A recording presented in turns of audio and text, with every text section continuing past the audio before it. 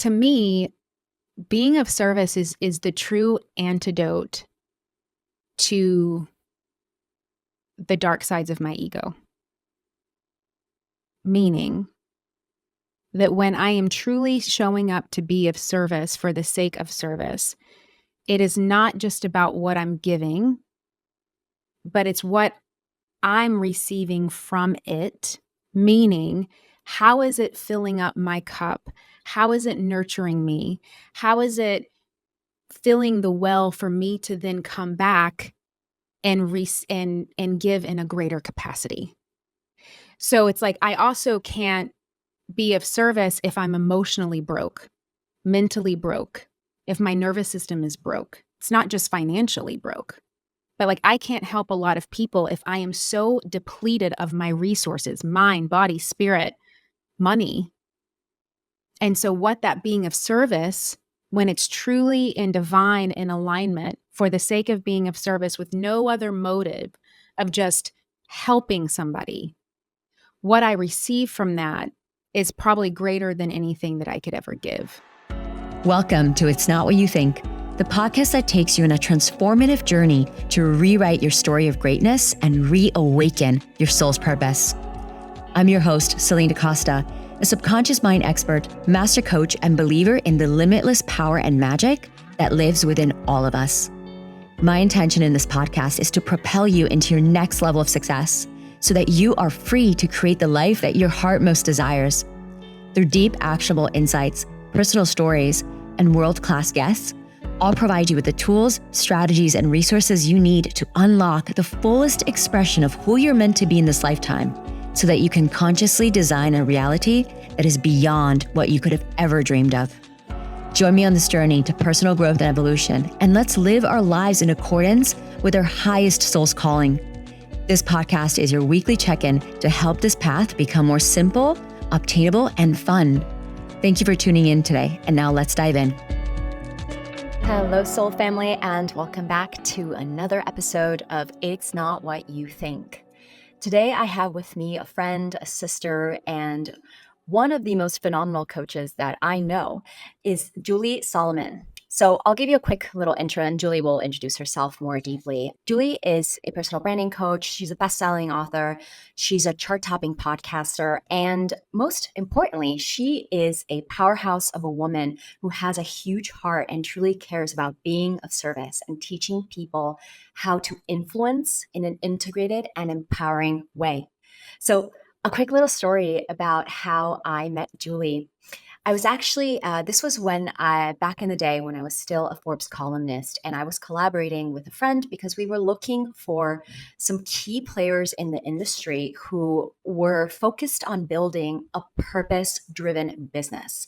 Now, I didn't want to talk to somebody who just was making a lot of money or had a lot of followers or, was impacting all these people. Like those are all well and good. But what I really wanted to find was somebody who had created all of that, but also had a deep sense of purpose that was coming from a place of heart. And so long story short, I started asking around for where these people could be. And I had a common friend of ours, immediately named Julie. You need to talk to Julie. And so long story short, I got connected to Julie. It took a while because she was in the process of writing her best-selling book as we were looking to get into contact. And when I got on that first Zoom call with her, I just knew she was someone that was really special and was who I was looking for, who I was looking to meet. And so it's a really big pleasure to bring Julie in today to talk to you around what does it really mean to be a leader of influence? What does it really mean to create a business of service? And what does it mean to create a business that is sustainable and works for you and for others over time?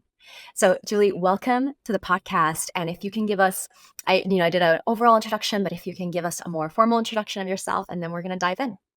Oh, thank you so much for having me. It's amazing to be here. Hello, everyone. Welcome. Come in. We're going to have a fun time today. I have been on this journey of specifically with what we're talking about with business and influence and being of service for really the last 17 years and online for the last 10. It has been a massive evolution of growth and change, but I really feel called to really crack open what that word means. And I think that that word influence, and I think that, you know, to sum it up with everything that I do, it all does really percolate from that feeling and desire to really get to the root of what that means and how we can really use our influence for good and to really leave a legacy that carries on far longer than we do. And so I'm just going to leave it there, and we're just going Mhm. to dive into this We're going to goodness. dive in. We're going to dive in. So, Julie, as somebody who, has a top podcast, who has had a best-selling book, who has, a good amount of followers and been in business for quite a while, generating very good revenue and, all the good stuff. From the outside looking in, it's all super shiny. It's all looking really good, as it is with many, many people. But what I really want to crack into, as you were sharing, is if we zoom underneath, behind the facade, behind all the shiny statistics and all those, vanity metrics that you see from the outside looking in. You having been in the industry for the amount of time that you have been and having seen what you have seen, I love if you could give us your perspective on what it influence actually means, because we're going to be talking about this a lot today. So let's define, create a context for what it is that we're going to be talking about, and then what is an influencer to you? Mm, yeah. So influence to me is very sacred. I think it comes from the stars, meaning it is a bigger, more divine understanding of our soul's connection to the greater power that is than we could probably ever understand. So, if someone said you have to visually identify what influence is, I would say it's your soul. It's a big bright light that is deep inside you. And for a long time, I did not know how to crack that open within myself, which took me on the journey of figuring out how to do that, reclaiming my true identity, removing the mascot that was showing up Mm. instead of me, and getting really, really open and honest about that. And so my journey started really in business as a publicist because, and it's interesting now how I've always kind of had this keen ability to see the influence in others, to see that star quality, that stardom in others. And I've had a unique ability to take that star, crack it open, amplify it, support it, and help that person shine as big and bright as they're meant to. And I even married a star, which is like really funny. A star in the Western American sense, he's an actor, right? So it's funny that it's like I've always just kind of been this person, and it makes a lot of sense why I originally got into PR, because I was the person that wore all black on the red carpet in the shadow behind the star, because I didn't feel that my own influence was worthy of being seen. And that led to a journey of, a multitude of challenges in my life: codependency, having a horrible relationship with money, getting, I was 30,000 in debt. I was lying to my husband about it. I mean, there were so many things there, but on the outside, it was like, I'm great and I have it all together. And don't you want to learn from me? And it wasn't until I had, a multitude of rock bottom moments, but really in this sense of a rock bottom moment, that I had to come to terms with myself about, what am I doing in this life? And I know that I have a voice that I want to share. I know that I have a message that I want to share. I know that I have something that is far greater in me that I am meant to be a vessel for in this lifetime. And I need to basically get the fuck out of my own way so that can show up and do what it needs to do. And that was in a lot of ways like an ego death, because I had to really realize that this wasn't about me. This is just about being of service in a greater way. That's really how I feel that you crack open and shine, is the less that you make it about yourself, and the more that you make it about those that you're meant to serve, the brighter and greater that you shine. And so to me, that's really when I got clear on, oh, that's what influence is. It's not the likes, it's not the vanity metrics, it's not this person saying, oh, we think that you're good enough or cool. Come sit at the cool kids table. It's not any of that. It is about how can I love and honor myself enough to crack open my heart and my soul and let that, just as it is, be seen and be shared and be served for the highest good of all. And so that's what I feel influence is. I think that when you think about it in terms of, okay, now how do we get that out there? It's about positively taking your shine and letting that persuade, for lack of a better word, the greater good in what needs to happen. I think, but with any kind of light, there is going to be a darkness, right? So people can use influence to manipulate. They can use influence to rationalize and justify whatever they want. They can use it in any way that they want. But I think that the more that you stay in the purity of that deeper soul connection to the stars and to the greater universe, the more that that light can be seen. And then to answer your other question about, so then what is an influencer? I think an influencer is someone that carries out that message. And so I really believe that we are all influencers. We are all influencers that are meant to carry out that message and be that vessel and that conduit for what's meant to get out.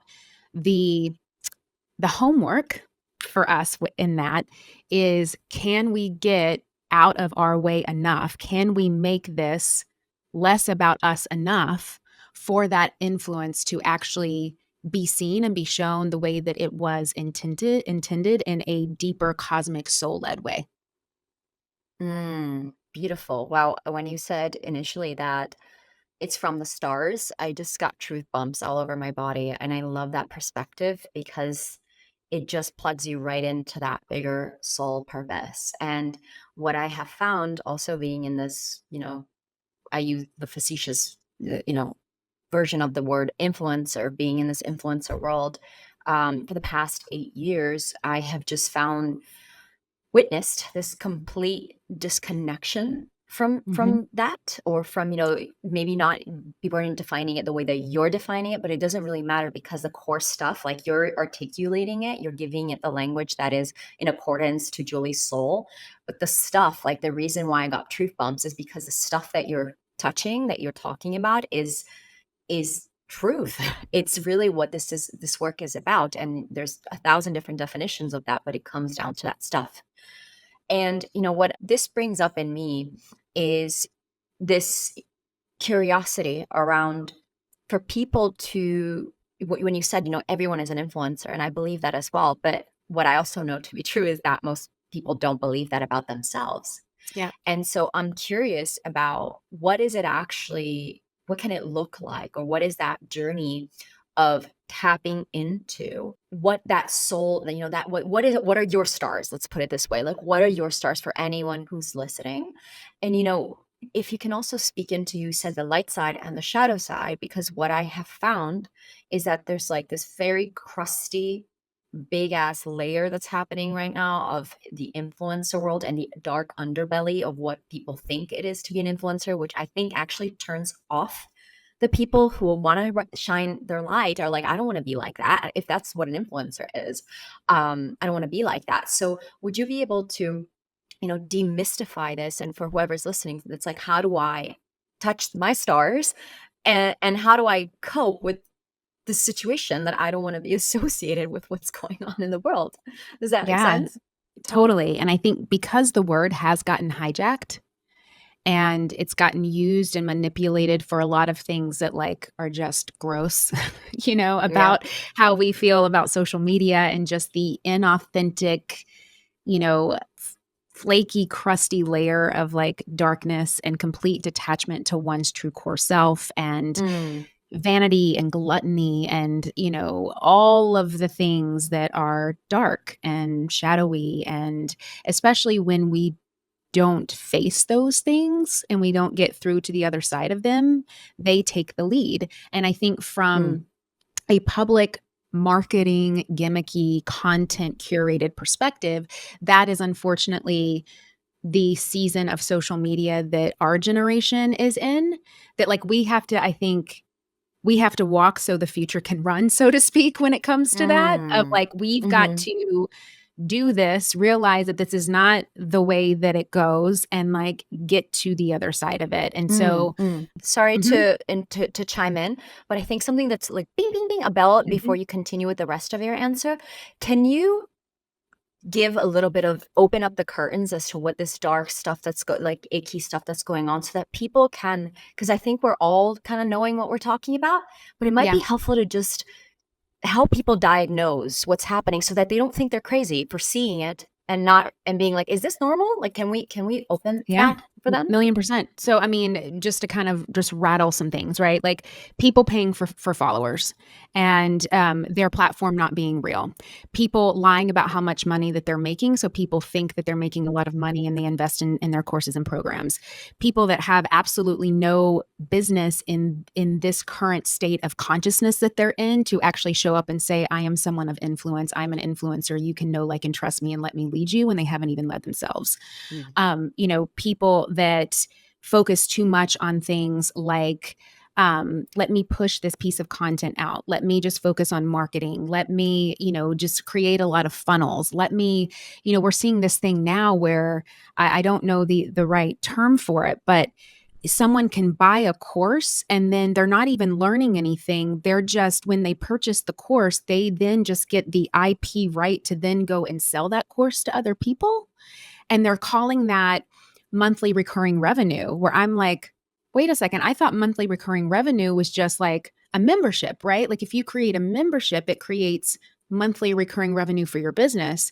And so it's even hijacked this like MMR perspective, right? If people are like, so Julie, if I buy your course, then I have to like sell it to other people. And I'm like, what are you talking about? Like this, huh? And so I think that it's a lot of this very pyramid schemy, um, quick buck, like complete lack of consciousness that's happening on the outer realm. So that's just a couple of examples of what I see on a day-to-day basis.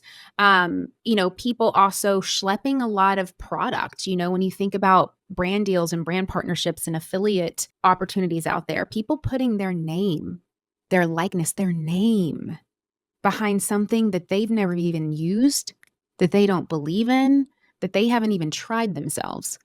And so there's a lot of crap like that we, being kind of the first generation to step into this thing that's called online influencer marketing, because you've got influence, but then you've got marketing, which they're kind of like the antithesis of each other, but we've now fused them together.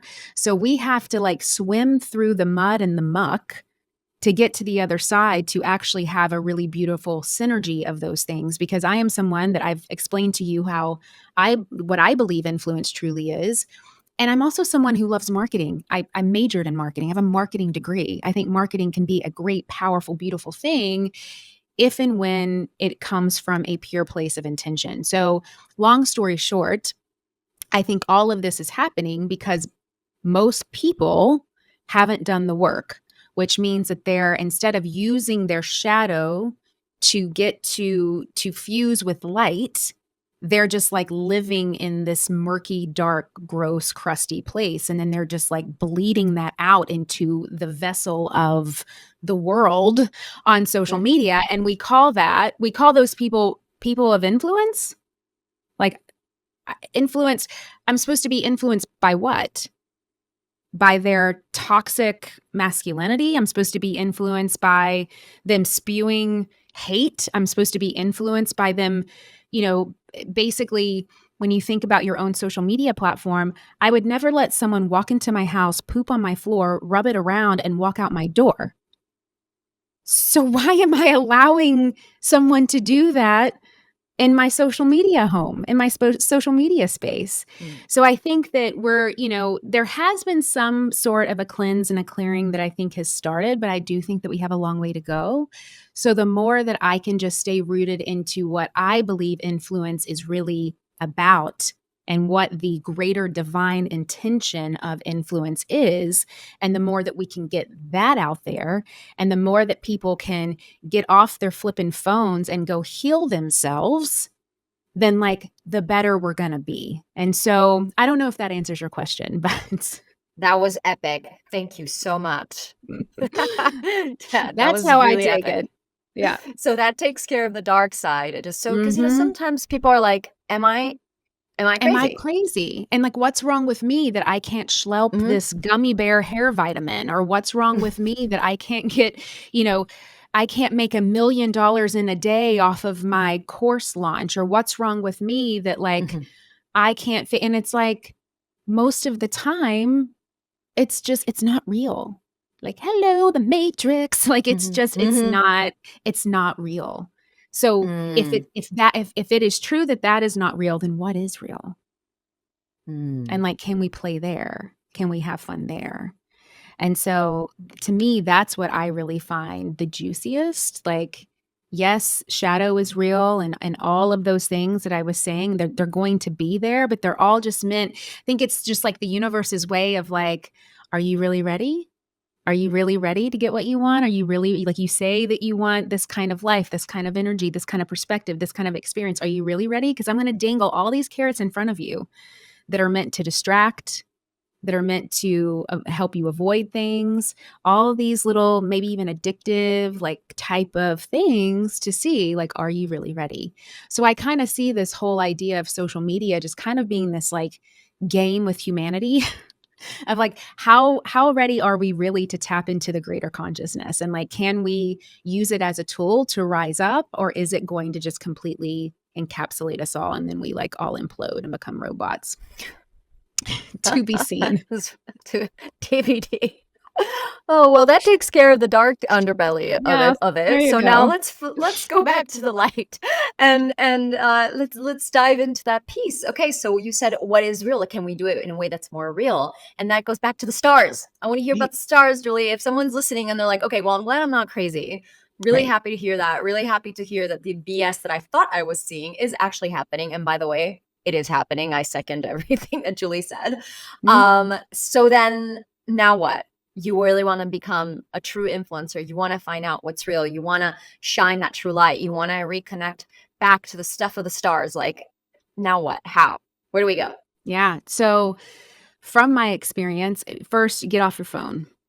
Like, get off electronics. Like, that's the So simple, best. isn't it? Yeah, that is the best. Like, it's not, the answer is not in that box. I promise you that.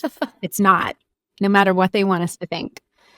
And when it comes down to it, I think it's about facing those hard truths, facing those things, whatever your shadow is, right? And so for me, my own discovery, because I'll share it from my own experience and how I did it. It was this feeling of not being worthy, not being enough, this feeling of being found out. Like, what would happen if I actually tapped in and tuned in to my divine influence? And like, I was found out. What would that mean about me? What would happen to me? Would I be safe?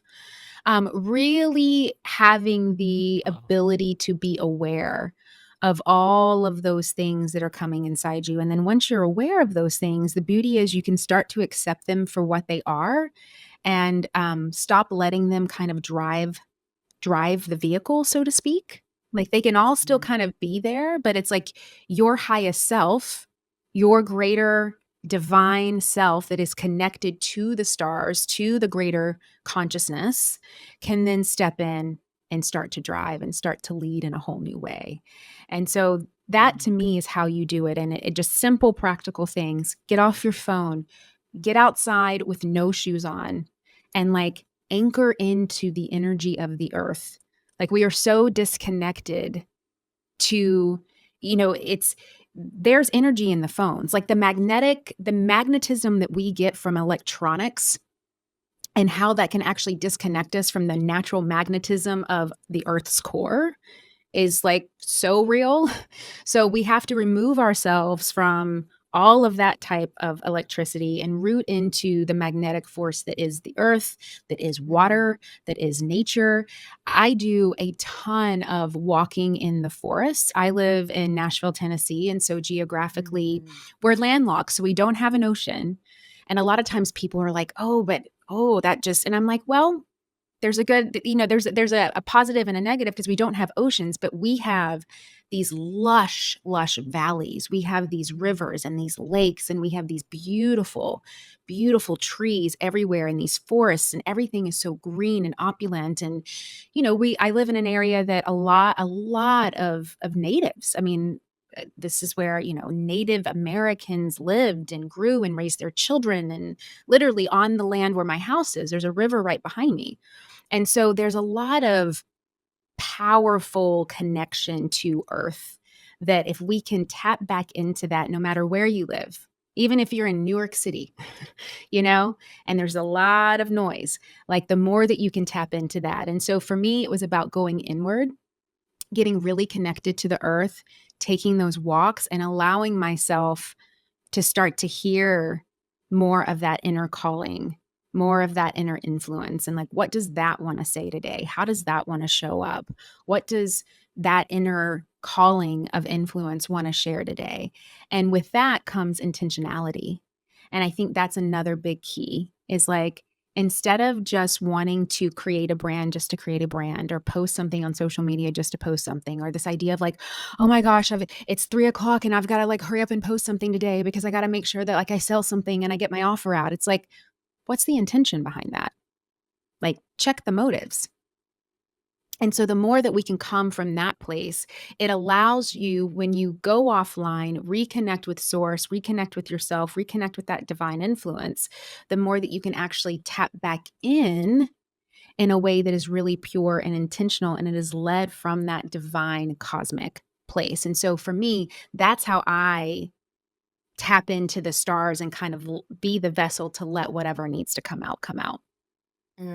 This is so beautiful. And what was dropping in for me as you were speaking into this is I've been in the personal development world for 12 years, and I have invested um, uh, if not a million, like Yeah, slightly less yeah. than a million in my own personal development, coaches, mentors, courses, workshops, you name it. I had my phase of just like gorging on all these personal development material. And what I can say, I can consolidate 12 years and, almost a million in just just a few minutes. So listen up, is that there's all these different levels of information and knowledge that comes from this different schools of thought, that literally say the same thing thousands of different ways.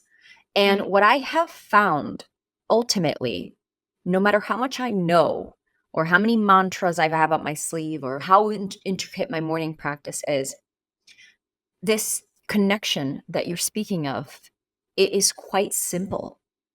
It's really about having the practice of staying connected to self.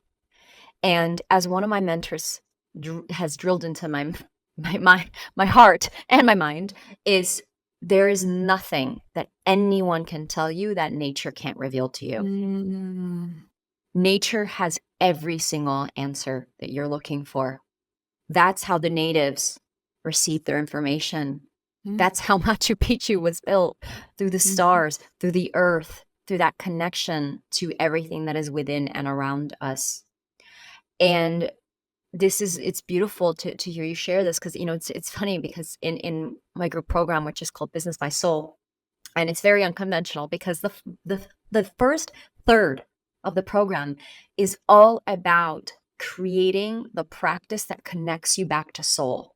Mm. It's about earthing, it's about grounding, it's about moving, regulating your nervous system, moving, sound, breath, movement.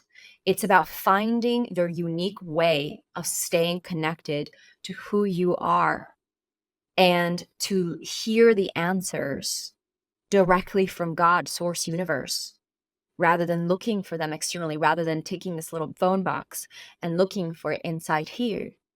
It's about how can you learn to deeply listen to who you are, and what message, like, and another thing you said about the way that I interpreted it in my words is becoming less of you and more of God, source, universe, Mm. more of your soul. and getting yourself out of the way, that ego personality self. So I really love this because the crux of what you're sharing, it's quite simple. Maybe people are like, I want to be an influencer. Oh my God, how am I going to ever grow my Instagram following? Like, who do I need to hire? Do I need a social media marketing person? And it's really easy for us to like mind fuck ourselves in that way. But actually the true answers, the true guidance is resting in a deeper place. And it does also what you shared, um, live in that space beyond in the healing, as you're healing, as you're clearing out the gunk, as you're doing the shadow work, as you are letting go of that old conditioning, that old patterning that was installed as being plugged into the matrix. Then the truth of who you really are starts to emerge. And from Mm. that's where I see that light coming through, like literally light shining out of darkness. When we clear out the unconscious, we become more embodied in our soul. And that's consciousness embodied. That's the light shining through. And then it's a matter of, how can I be intentional, as you said, and direct that light in a way that it will shine through, it will pierce through the veil and reach a soul that's on the other side of the screen, of the stage, of wherever that is. But that intention, it's not about, oh God, it's 3 p.m. I gotta, it's more about what needs to come through me today. It might be 2 a.m, might be, a very inconvenient Instagram posting time. But what matters is that when, I truly believe that when a message is coming from soul, it carries within it what I refer to as a soul seed. And even Mhm. if the person on the other side receives the message and they're not yet at that frequency, or they're not yet aware, that seed still gets received. And maybe 1 year from now, that person remembers your message, or that person finds you again whenever it is right in their soul journey to awaken to that message, or to that purity, that truth of that message. So all of this is so beautiful. And what I like to take this and transition into is, we've talked about influencer, like what it really means to be an influencer, what everyone who is listening to this, anyone in the world, is actually capable of when they start to listen within. And now what I'd love to do is take what we call business and start to demystify, what does it mean to be an influencer who then creates a business, which is a different story. Same, but different. Right. And so if you could demystify for us where you see, that influencer, like what does it mean for an influencer to start a business? And something that, I know is very common, that I'd also love for you to demystify. And again, for all the people that are like, am I crazy? Or, let's help people get sane again by also demystifying this whole, like, being a huge influencer, having tons of followers, chasing the quote unquote influence.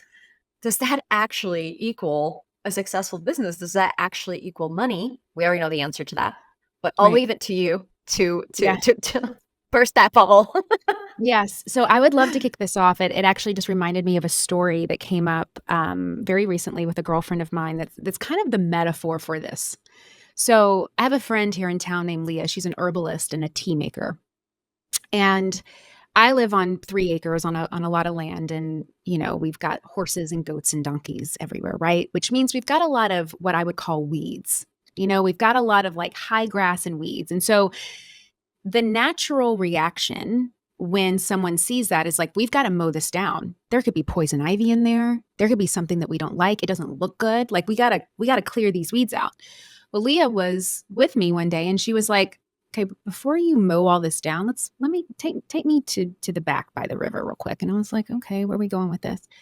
And she walks me around and Leah's like, okay, that thing that you wanted to mow down, that is an antibiotic. That's a so-and-so. This right here, this weed, it's a blank, blank, blank. It's an antiseptic. This weed right here, this is going to save your lungs during flu season. This right here, this is actually balm for you when you get a sunburn in the summer. This right here.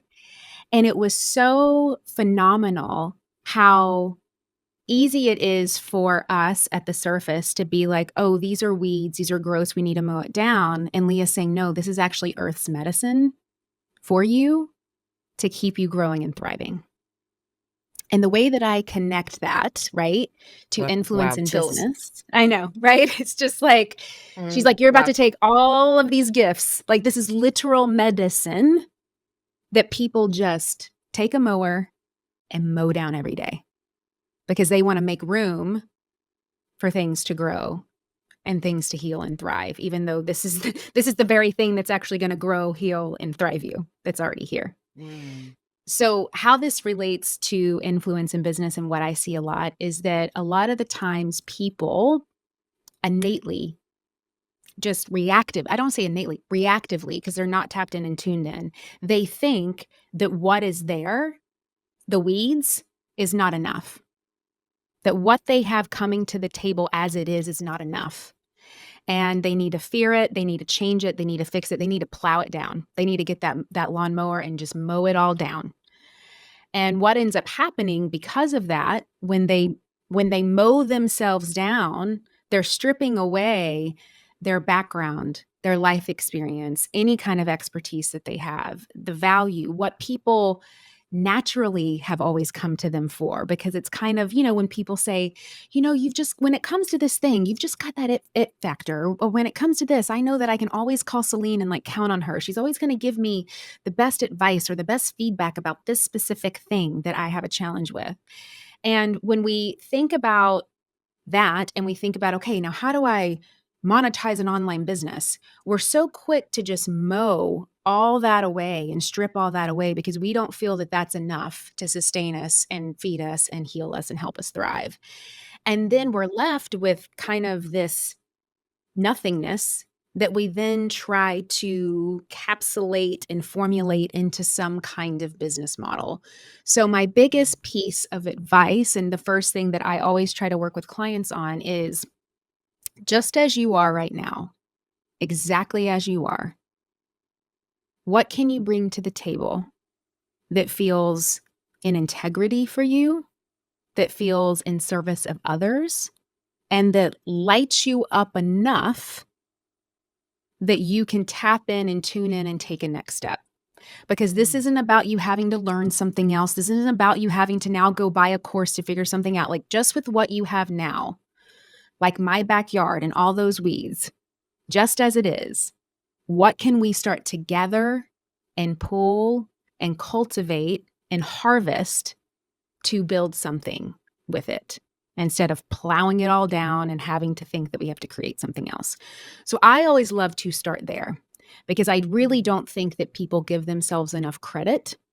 There's actually something that people say a lot that in some ways I agree with it, Celine, but in other ways it drives me fucking crazy. And it's this thing nobody knows what the fuck they're doing. It's nobody knows what they're doing. And I'm like, really? All of your life experience, all of your wisdom. I'm not saying that you know everything, but you know some things.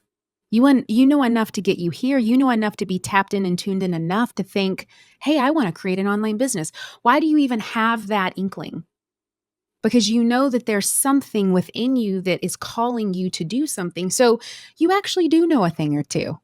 You're actually let's give ourselves a little bit more credit. Let's pat ourselves on the back a little bit more. Let's go easier on ourselves enough to where we can just show up as we are and let that be enough today, because then that is going to reveal to us then, okay, well, what does need to be bettered?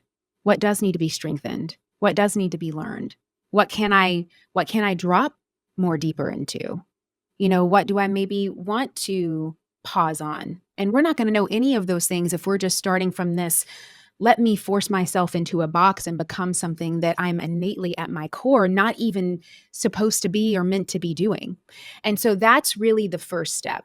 You've got to become hyper aware and get radically honest with yourself about what your innate, unique gifts are. And then once you're clear on that, then you can start stepping into, now, how can I be of service to whom I'm meant to be of service of with my innate, unique gifts that I can then go and start to formulate more of a business around. And that to me is often what is missed, because so many times people are trying to put themselves in boxes. And then once you do that, then you can start to create the needed structures and foundation that is needed to actually have a sustainable and quote unquote successful business online. So I love to talk about money just because it's so tangible and easy for people to to relate to. I have a lot of people that will come to me and they'll say, Julie, I have 600,000 followers and I make $10. And it's like, oh, it's because you took a lawnmower and you mowed everything down. So now we got to get back to the root. You're trying to put yourself in this box, in this space that doesn't belong to you. So let's actually tap in and tune into what you're actually meant to be doing. Are you even meant to be online? Let's talk about that. It's like, I know that your ego wants to be online, but are you meant to be there? Is that how you are meant to be of service in this lifetime? And most of the time, when we tap into that, it's like, oh, okay, I'm seeing the thread line here. I'm seeing what you're meant to be doing and why this isn't connecting and why you're not making money is because you're meant to be doing this, but you're over here trying to be someone else. So let's restructure that. And then once you do that, then we can lay the foundation. And the other thing that happens a lot of times, Celine, so not only do people not tap into truly what they're meant to be doing, but then they try to live in the house before there's even like architectural plans.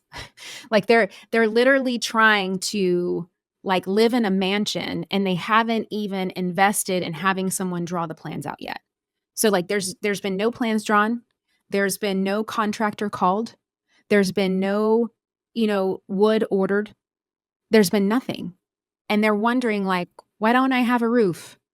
Why don't I have doors? Why aren't people coming in? Why does it hurt when I try to lay on this bed that doesn't exist because I have no flooring in this home? And it's like, well, because you haven't actually laid the foundation. You're trying to jump to some end result that you haven't laid. And so that's where things like systems and processes and yes, funnels, if that's the type of business model that you need, if that's a tool that you need to sustain your business, that's where all of those things come in.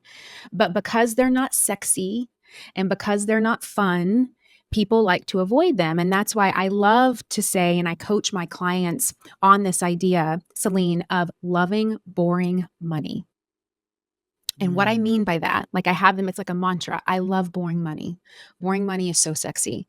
Boring money is so exhilarating because usually what people fall in love with is chaotic money and the dopamine, adrenaline hit of the chaotic money. And that addictive cycle of what do I have to launch next? And how do I have to show up? And what do I have to do to push a sale? Because I am so addicted to the chaos instead of calming my nervous system, rooting into how I am really meant to be here to serve and give, and then intentionally creating a foundation of structures, systems, processes, funnels, team, whatever it may be for you uniquely to sustain that. And to me, that is boring money will always be more sustainable than chaotic money could ever be. And that's really the process that myself and my team through our higher level programs, that's how we work with people. Let's get out of this chaotic money cycle. Let's get out of this hamster wheel of, I want to make money. So in order to make money, I can create a course because I guess somehow we forgot that people think that's the only way to make money in the world is to create a course. So let's create a course. And like, do I even need to be creating courses? I don't know, but I'm going to create this course and I'm going to make $1 million launch because I heard someone on an ad say that I'm going to do that. But I have 0 followers and 0 email list and no structure in place. Then I don't make that money. Then I think something's wrong with me. Then I go into a shame cycle. And then I say to myself, if I only work harder and do more and do better, then I can make the money. And so goes the perpetual cycle. So how do we get you out of that cycle and into the boring money cycle, which is step by step, piece by piece, starting with that divine connection of influence that we've been talking about today, laying that groundwork, then getting the pieces in place and knowing that it's okay to be patient. It's okay to not have what you want 5 minutes ago. We can build it and start to love and embrace boring money. And to me, that really is sustainability. And I think that is why I am still here today. And it's why, Celine, I still have an online course, even though I'm joking about courses right now. I am a course creator. I have an online course that I created in 2016, Celine, that still has sales every single day. And it is not because I am special. It is not because I have some secret strategy that no one else knows. It's none of that. Like it's none of that. It's because it was uniquely, divinely meant for me to share that. It works, and it was built on structure, which is why I get little gifts, just the universe, just God, like, boop, boring money, boop, boring money, boop, boring money for Julie today, boop, boring money. And I'm like, yes, more, please, more boring money, please. While I'm, on a yacht off the coast of Greece with my family, Mhm. because that's what the boring money gives me.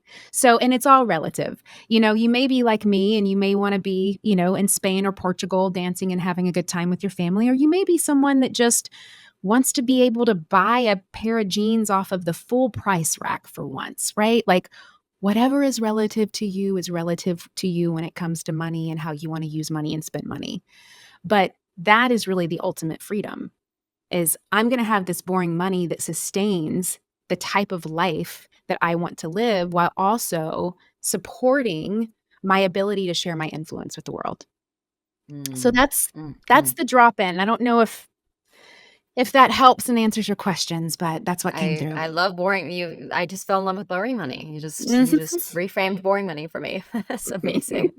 And, this here's what I love about this is that you're touching on something, the strategic foundations, which I know that you're very passionate about, like how to create the foundations that you need in order to be sustainable and create boring money. Right. Now, some people might be listening and know completely what you're talking about. Some people might be like still kind of on the other side of the veil, being like, what's this boring money stuff she's talking? What do you mean boring money? Like, what do you mean strategic foundation? What do you mean the house? So I want to take this a step further. Let's Yeah. demystify this for people even more.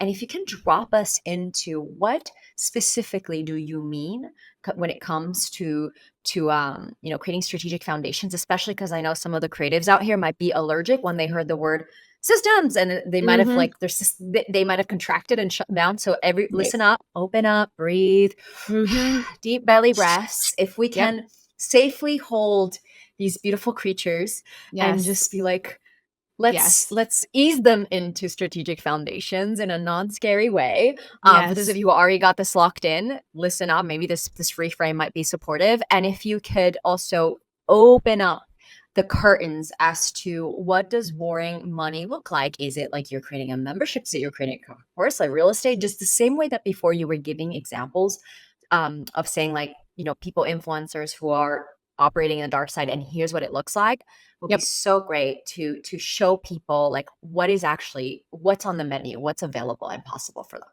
Yeah, so we'll break it down. And at first, I love that you mentioned the creatives because I have a husband that is hyper creative and hyper allergic to anything that is uncreative. And I finally had to just, he's been an actor for 30 years and he has this kind of older school mindset of like, well, my job is to just be the creative. I'm the artist.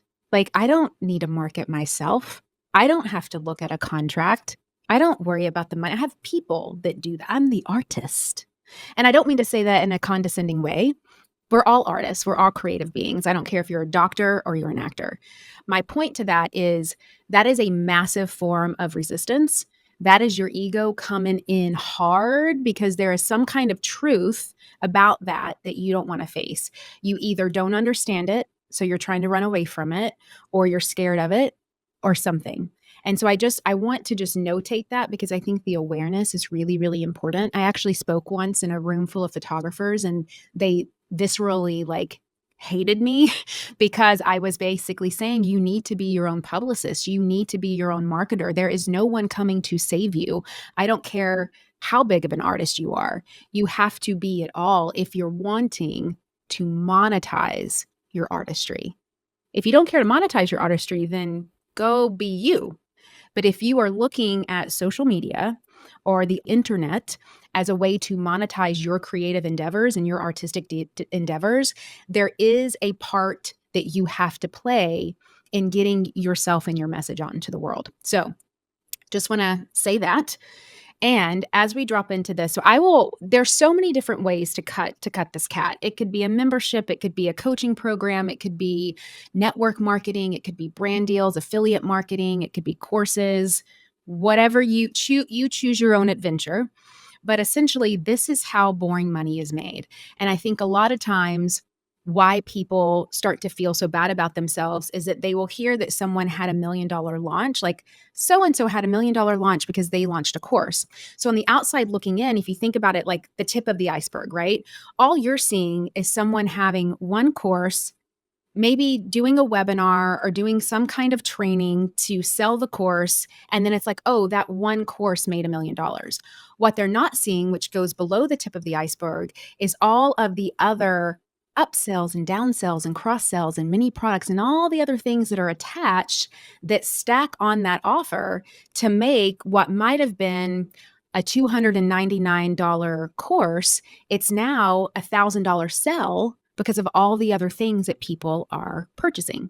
And that's really where the beauty of a funnel comes in. A funnel is just really meant to support you in building that know, like, and trust. It helps with, awareness. It helps with interest. It helps with desire, and it helps with the conversion. And so what I teach and kind of the way that I've done it in my own business is that I may have a course that is $499. But I have these other things that are a part of that course that, maybe there are some templates that are going to support and deepen the understanding of the promise that that course provides. So then I may have some templates that are available to someone to purchase in addition to the course. Now, of course, I don't have to worry about being sleazy or slimy or salesy because the buyer is the one that is empowered, not me. The buyer is the one that is brilliant and sophisticated and can make their own buying decisions. It is just my job to offer. And then what happens after that is none of my business. The buyer gets to do what the buyer does and make the best decisions for her or him. So, but a way to make this happen to where you are making it a lot easier and faster to make that money is that you can create things that are called, mini courses, products, templates. There's so many different things that you can create, but they are in addition to and go to support that signature thing that you are putting out there. So I hope that this is making sense because I think a lot of times it's people just see the one thing and they don't realize that behind the scenes there are emails going out, email sequences. There are other products that they are putting out there that are nurturing this person. There are opportunities to invest and buy and all of these other things that, again, support the foundation and the structure of the house to have $1 million launch. And I think that the more sophisticated that this industry gets, the more sophisticated that the market gets, the more high touch and the more support that the market's going to need. So I personally believe, Celine, that gone are the days like back in 2016, 2017, where you could just do one live webinar and sell one course and make $1 million. I mean, unless you just have a ton of leads or you're spending hundreds of thousands of dollars on ads, like the math just doesn't math up. However, there is a way to still meet some of those revenue goals if you've got the right funnel structures and offer stacking and offer suite in place. And so I think about it as like a timeline. Everybody has a timeline that their ideal buyer is on. And no matter where they tap into your timeline, they're going to need certain things. So you may have a service that you offer that solves a problem and solution for someone. And then once that problem is solved, they're like, okay, great. Now what's next? Now I need this thing. Or now I've evolved to this next level, which requires this level of understanding, which requires this thing that I need. And so I believe the goal is if you don't have what it is that they need for their next step, they're going to go to somebody else to get it. So you can either over time create support systems, offers, products, services, whatever that is for you on this timeline of your unique ideal buyer's journey. So you're supporting them through the entire transformation of what you're uniquely and divine and meant to serve that person through. And then through that timeline, we get to create all these other supportive assets. And this could be something that's $20. It could be something that's $500. I mean, there's a lot of like details and minutia to that. But it's really, you get to choose your own adventure. The most important piece to this, though, is understanding what problem do you solve, not just in one coaching program or one course, but like overall overarching, with the ideal person that you're meant to serve? How are you helping them transform and evolve to greater evolutions of themselves through each iteration? And who specifically is that person? Because that's the other thing that I know a lot of creatives have a hard time with. Julie, I don't talk to one person because I'm meant to serve a lot of people. I'm meant to do big things. I talk to a lot of people because I can do big things. And yes, I agree with that. We are meant to serve a lot of people. We are meant to do big things. But if you confuse them, you lose them. And so we have to get so specific again on who is the ideal type of person that is meant to drop into my world, because it can't be everyone. I would be lying if I said that I could support, a 65-year-old accountant who's looking to grow his accounting firm. Like, that's not my zone of genius. I don't know the first thing about accounting. I don't know the first thing about accounting firms. Like, for me to say I can help everyone, like, it's just not true. So who is that specific type of human being and this specific type of time that I am meant to serve in their evolution of growth? And so you got to get really specific about that. You got to get really specific on that offer, on that transformation that you provide. And then I think after that, it's about getting really clean and clear about how you want to serve through those offers. And again, you get to decide what that is. And then it's going under the hood of the car, so to speak, working with someone on then building out the structure that supports all of that. And then once all that's built, you got the messaging and the marketing and how you talk to people and the content and all of those things. And I think the other thing, hopefully, to underwhelm people in this process is that a lot of times people think that someone has to engulf themselves in you fully and like attach to what you say fully in order to drop in. But I kind of think of connection as like a diamond, right? You have this beautiful diamond, and then there's millions of facets in the diamond. In order for someone to come into my world, they only have to connect and see themselves just in one facet of that diamond. It's not like they have to see themselves in the whole diamond. And so to me, that just kind of underwhelms the process of like, it's not my responsibility to dictate how this person drops in or with what piece of content they drop into. Like, they just need to relate to a facet of who I am. Like, they don't all have to be moms. They don't all have to be living in Nashville, Tennessee. They don't all have to be this way, but there has to be a facet of who I am and how I'm showing up and serving that they drop into and they tap into. So that's kind of an overarching but also detailed way of how I've really seen people that sustainably make boring money and make that big money that we hear and we talk about. It's not just the tip of the iceberg that you see. It's all of that stuff that is supporting beneath the iceberg that people don't talk about and they don't see, which is, I think, the most important pieces. Thank you so much for revealing this, because I can't tell you how many times I have met people who are maybe still in their 9 to 5 or transitioning or side hustle on the narrative of I'm going to build a course, and then eventually, I'll have my own, very prosperous coaching business or course making business. And again, that's not to discourage it, to say that it isn't possible, but I've gotten in the habit, not Amy, of being like, oh, have you thought about the steps? Oh, what's your funnel look like? And I ask questions and I just kind of watch the light like dim from their eyes. And it's Yeah. not because I'm being a meanie. It's because I just noticed that there's been like this toxic dream that's being sold en masse by a lot of people, where marketers who are selling the courses, telling you how to build an online course and make 7 figures, even though like Yep. a tiny little percentage of the people who actually take that course go on to make that money that they claim, which shows you that the course isn't effective, because if only 2% of people who buy this course on online coursing Right. make the 7 figures, then that means that this course is 98% ineffective. But that's another story for another time.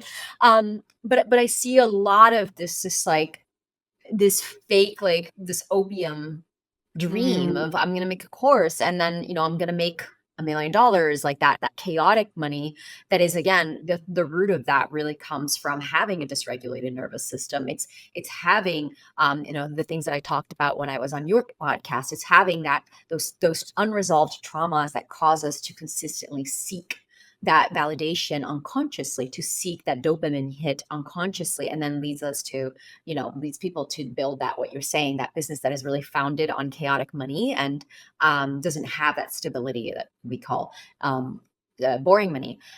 What I am curious about, because having also been in this industry for over 8 years and having built out funnels, like I, invested tens of thousands of money, and then I don't even know how much hours in terms of personal and resources. I would love to, for anyone who is sitting here, and again, I don't want to overwhelm anyone, and I also don't want them to believe that they can't do it, but I'd be curious about, realistically, because something you said as well is like, you can't have it done 5 minutes ago. This is a process.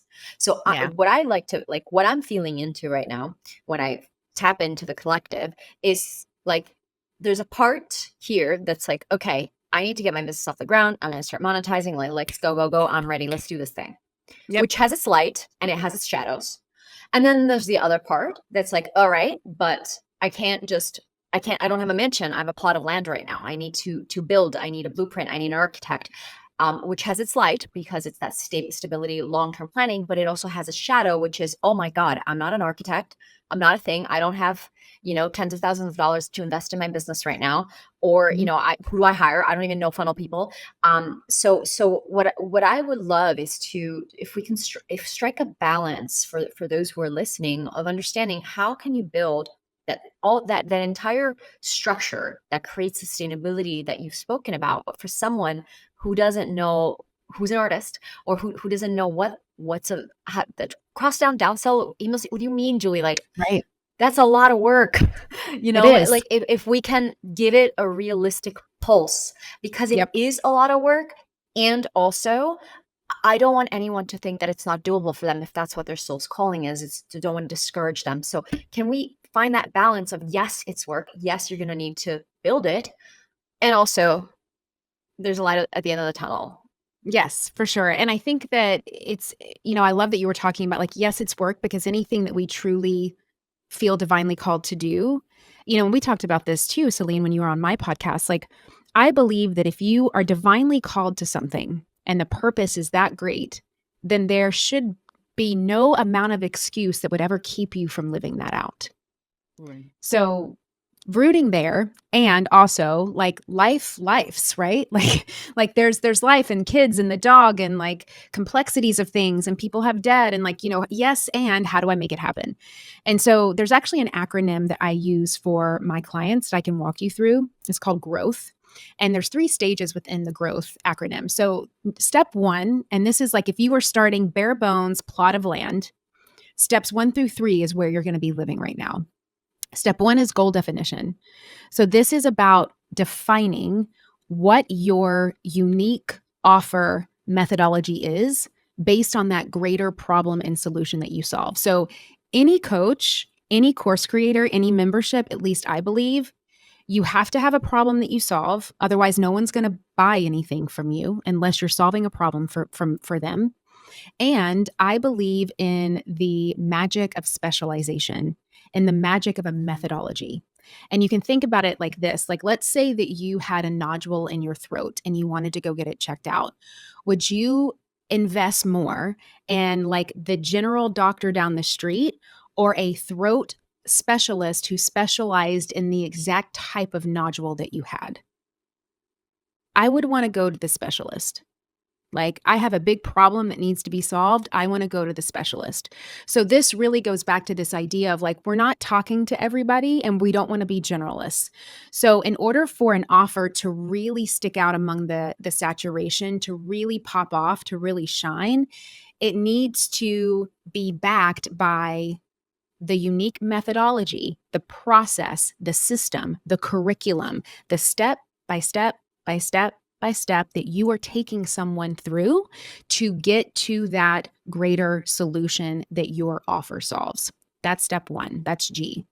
The next one is then your roadmap creation. So you actually have to then go and create what those steps are. What is, and this could be for one offer, this could be for all your offers, this could be for the greater ecosystem that is your business. You've got to create that methodology transformation step for the offer. This is step 1 that the person must take. This is step 2. This is step 3. Actually, what I'm going through with you right now, this growth acronym is an example of a roadmap creation in and of itself. So that's step 2. Step 3 is then offer identification.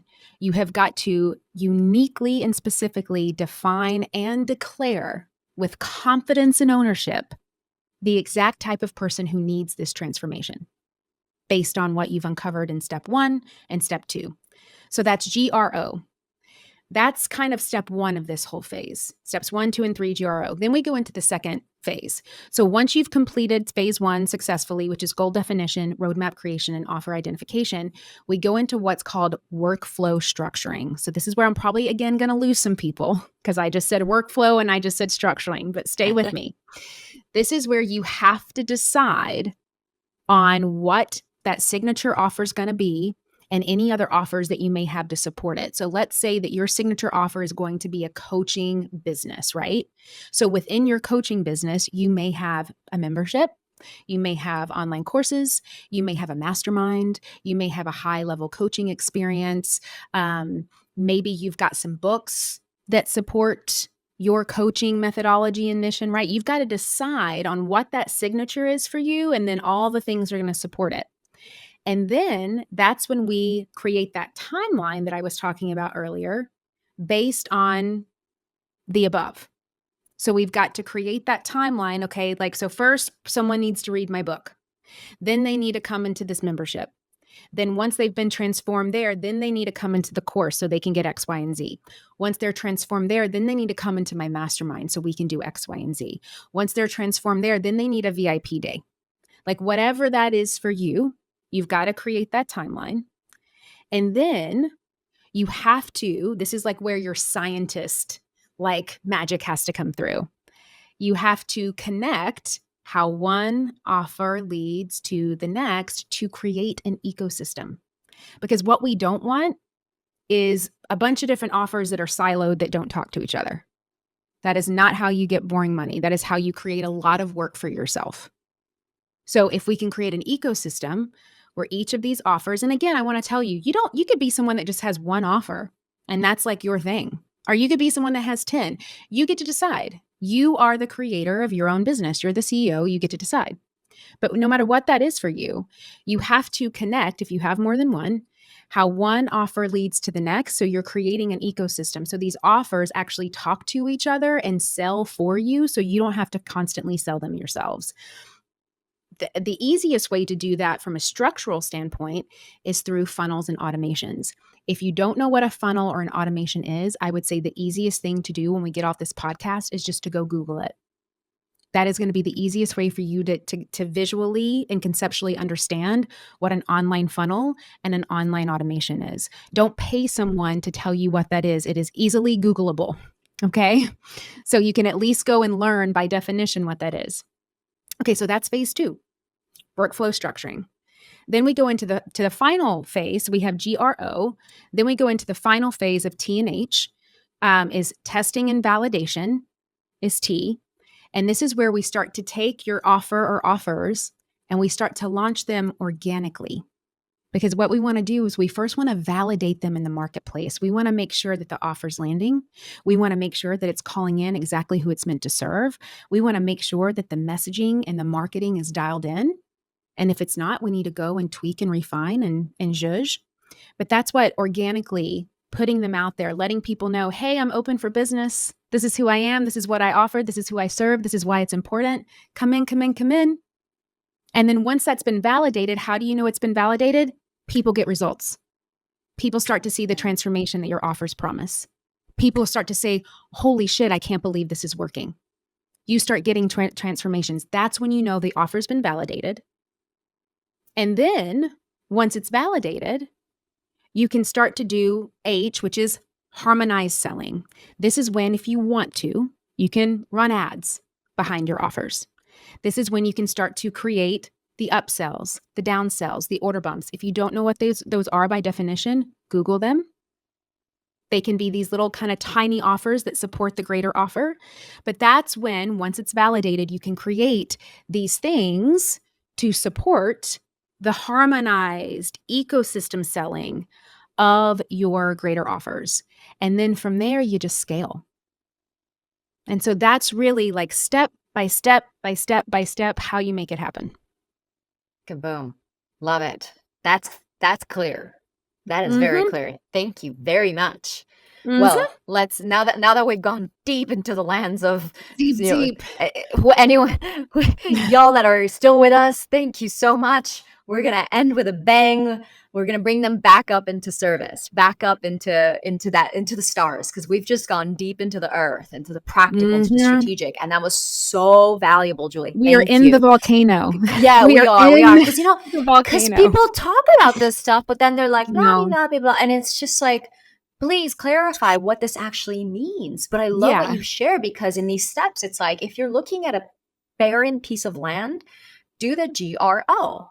Once you've got GRO, like the things, the foundations, like they will start to construct themselves. And then by the time you get to the WTH, you'll have more information because there's a Yes. foundation. You're not looking at a blank you're not looking at a barren piece of land anymore for your man and trying to imagine a mansion. You now have a foundation and you're trying to imagine a mansion. So it's just one step closer. And these having these layers is really important, because this is part of the education of what it does take, for those of you who are interested in the online business route. Like, this is the education, this is the foundations of what it takes to build something that's sturdy and sustainable, and take what Julie has shared in whatever industry you're in, even if it's something that's not online course, maybe not the exact things that Julie's saying, but it's the idea is the same. Like, you got to Yeah. build the foundations, you got to build it steady, brick by brick. And when you build it brick by brick intentionally, then when you have the mansion, it's not going to shake and rattle every time there's like a gust of wind. And I think Right. that's Or really a bad important. economy or a Yeah, bad month. That's, and exactly. I say that to people all the time. And I think it's important to also say this for a lot of my creatives out there is that I only had one offer for 2 years. From 2016 to 2018, I had one course, and I went all in on validating that one course and making it the absolute best that I could make it before I even thought of creating anything else.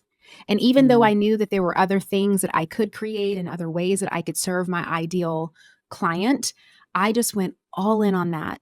And so I just want to give people the permission to do it your way.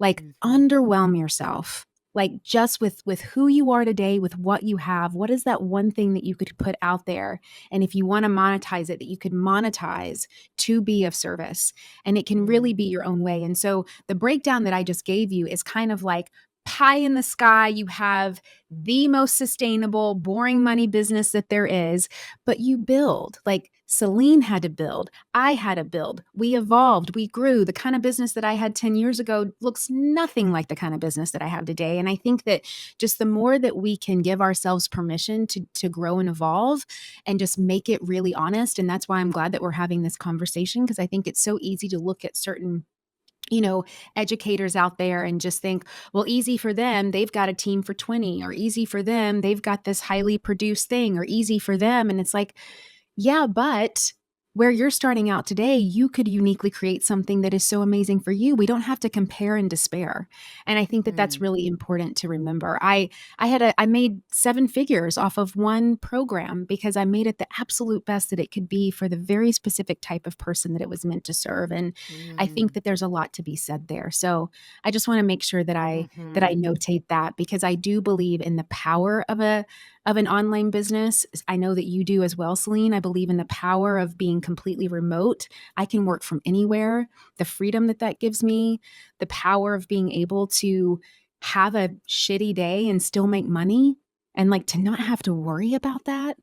mm, Like, it's just it's life-saving and life-giving in so many ways. And so I don't want mm, people to get overwhelmed by silly things like tech and funnels that like keep them from the mhm, freedom of the life that they want. And that's why mm, coaching is so important, and mentors are so important, and investing in the right programs that are going to give you the transformation that you need is so important. mm. Beautiful. And, speaking of life giving, the last thing that I'd love for you to touch on is the idea of being in service. Mm, Now, that's a term that gets thrown around all the time, just like funnels, just like, influencer, but we're not here to do that. We're not here to throw around terms. We're here to define them and lead the way in how we hold them. And something that you've shared with me before that I find to be really potent, fascinating, and necessary for people to hear is you share with me that being of service isn't just about what you give, it's actually what you receive from it. And Mm, that there's a really important piece of the energetic exchange when it comes to the online education and coaching. And I love that perspective, and I'd love for you to shed your light on it because even when it comes to this concept of being of service, the connotation is I need to serve, I need to give, it's an output. And not only that, what I have found is the shadow side of this in this industry is that there's almost this, and this triggers some people, so trigger warning. Almost every time I say it, there's a trigger. I have found that there's this attachment and addiction to I want to help people. And what I have found when people say, I want to help people, I'm here to help people, I need to help people, that sometimes the energetics behind that is actually coming from a space of I don't feel I'm enough, so I need to be in service. And that's when we look at the classic people pleasing patterns, the classic if I don't give, then I will not be compensated. The classic, like, I have to prove myself worthy. Otherwise, if I don't do that, then there's something wrong with me. If I haven't helped 1,000 people in the next 2 years, just like I said I would, if I haven't made, the next 100 people I meet into millionaires, there's this like self-imposed pressure that happens. And what I find is a lot of burned out people who have this like mentally coagulated story that they need to help people, and so like mhm, drive themselves to the ground so they can have the badge of honor, sometimes mm, at the expense of like little to no compensation, but at least I helped a bunch of people.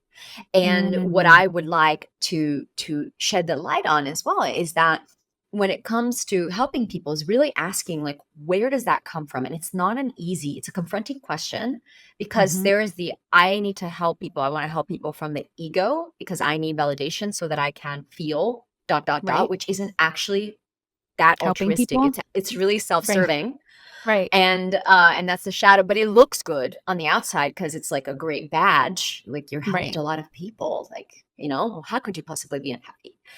But then there's the one that we've been talking about all along, which is that soul connected, I have a gift, I'm here to give it, which is that core need of the spirit that we have on a spiritual level.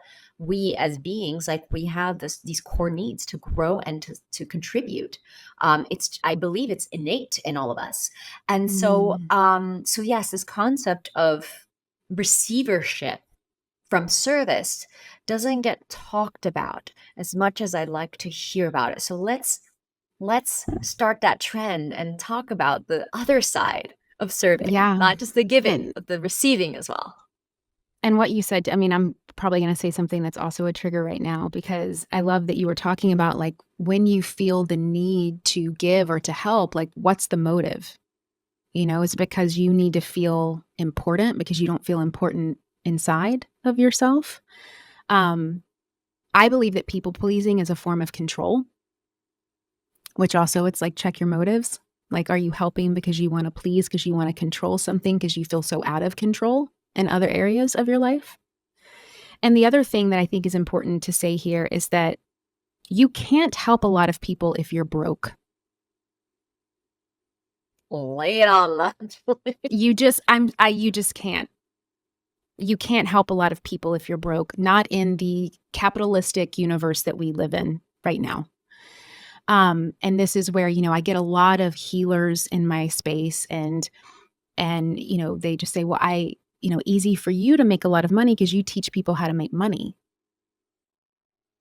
And I'm like, that's an interesting thought. Say more. And they're like, well, I'm a healer. I teach astrology or and people in my world, they don't have a lot of money to spend. And I'm like, yeah, but don't they drop like $1,200 on crystals? And she's like, oh, right. And I'm like, yeah. So people may say that they don't have money to invest in you, but then they go and spend $1,200 on crystals or $500 a night for a staycation. Like, it's all relative. And so it's a bit of this, you got to check your motives about why you want to help and be of service. And you also have to get really clear and honest about your relationship with money and what your belief of that exchange of energy is. Because that's all money is. It's just an exchange of energy. And if you're telling yourself that money is the root of all evil, or it's sleazy, or it's slimy, or only greedy people have a lot of money, then what you're putting out into the universe is, I don't believe that I am worthy or capable of holding and receiving this money. Therefore, I'm going to block it. Therefore, I'm going to stay broke. But then the payoff is that I'm actually going to tell myself that I'm a better person because I'm not, quote unquote, taking money from people. Like, ooh, there's a lot of layers there that need to be worked through. So I hear that a lot, and I just wanted to recognize that. And it's about the noticing of that. When it comes to being of service, once we get that stuff out of the way, to me, being of service is the true antidote to the dark sides of my ego. Meaning that when I am truly showing up to be of service for the sake of service, it is not just about what I'm giving, but it's what I'm receiving from it.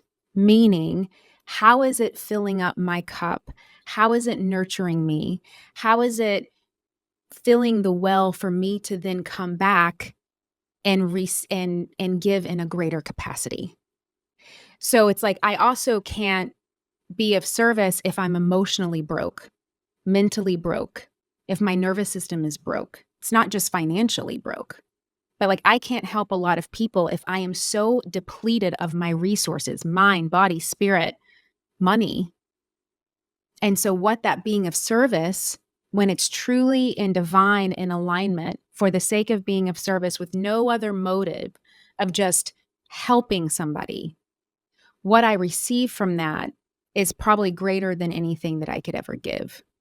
And I think a lot of times, if we're in this cycle of people pleasing, or we have no boundaries, or if we have some money stuff happening, what ends up happening is that we give and we become like the giving tree. We give and we give and we give and we give and we give, thinking that it is wrong or bad of us to want to receive something from that, want to receive an energetic exchange, whether that's a monetary exchange or an emotional exchange, or an exchange of enlightenment or growth. And then we're just left depleted. Then that leads to resentment. Then that leads to feeling not enough. Then that starts the perpetual cycle of the people pleasing again. And so I think that the receiving of the giving is just as important, if not more, because it's not just about you. It's about me. It's about the collective. It's about us and how we all have a part to play. Even if it's 1%, we all have a part to play in the experience that we want to contribute to, and in the experience that we want something from. And I think that is a really important thing, especially for my coaches out there, and I'll give you like a quick analogy. The fastest problem that I see a lot of times when people come into my world is that there's an energetic misalignment with their services and what they're charging. And it's the fastest way to burnout, and it's the fastest way to resentment. And so basically they're giving a Mercedes, but they're charging, for the price of a Kia. And it's like, it's an immediate mismatch. And they're wondering, like, why am I so exhausted? Why don't I want to be around my kids? Why don't, why do I feel like it's not enough? Why do I feel like I now have to go and create all these other things to supplement the income? And it's like, well, because you're not energetically aligned with the container that you already have created. And so whenever I create any kind of new offer, I always immediately, Celine, I'll go to my meditation circle. I'll get a journal out. I will close my eyes and I will do some massive vision mapping. And I will be asking myself questions of, what do I want to receive from this container? What is the intention? How is it helping me show up and use my influence and be that vessel and that conduit for that influence? Who is there? What are they wearing? What conversations are they having? what are they contributing to the container? What does this look like? What does this feel like? Where are we? Like, are we online? Are we in Ibiza? Like, where are we? Like, what's happening? And then I go through that whole visualization, and then the investment, it's like it will come to you. And if you start from that place of that bigness and that greatness, and then you're like, okay, I'm going to charge $50 for this retreat that's going to cost me $18,000. It's like, is that if you're really being honest with yourself, is that energetic exchange going to result in the visualization that you just created in your mind and your soul and your spirit? And so I think that if people really start there, don't be worried about being selfish. Like, just what do you want to receive from this? It's okay to receive. Don't be afraid that you can't hold what it is that you say that you want. Allow yourself to receive.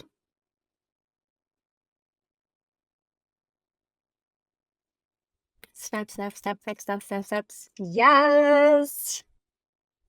Ooh, I love that. Thank you. And that feels like where we need to leave our listeners. Woo! It's a wrap. That's the last ball that needed to be dropped. Powerful, powerful. Allowing ourselves to receive for our service.